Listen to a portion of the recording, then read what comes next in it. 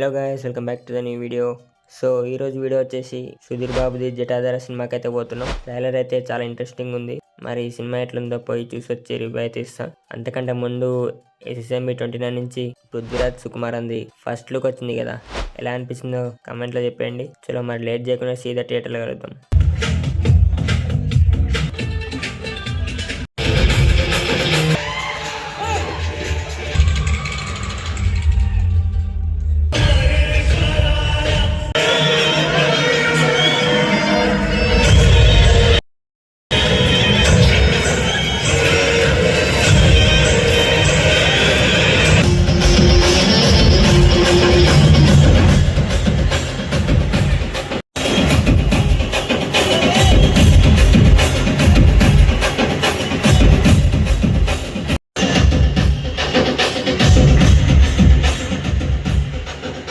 So friends, చూసారు కదా theatre response. Night show కాబట్టి మినిమం ఉంటుంది. జటాధార సినిమా రివ్యూకి వచ్చేస్తే మూవీ మాత్రం యావరేజ్ అని చెప్పాలి. ఎందుకంటే చాలా లో బడ్జెట్ సినిమా లాగా తీసిరు.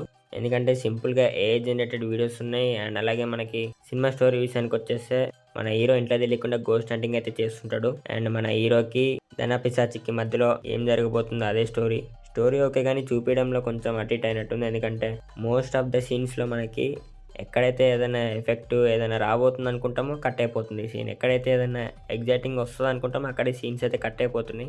నాకు తెలిసి ఎడిటింగ్ సెట్ కాక డిలీట్ చేసినట్టుంది సగం సీన్స్ అయితే ఫస్ట్ హాఫ్లో.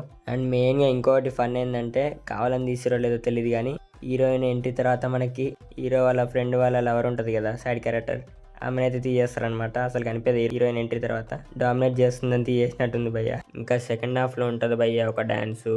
సుధీర్ బాబు డ్యాన్స్ ఇరగా తీసిండు కానీ ఆ ఎడిటింగ్ ఒక దండం భయ్య.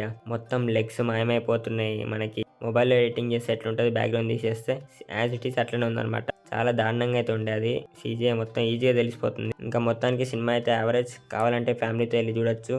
మరి మీకు సినిమా ఎలా అనిపించిందో కమెంట్ చేసేయండి. సీన్ అని వీడియో బాబాయ్.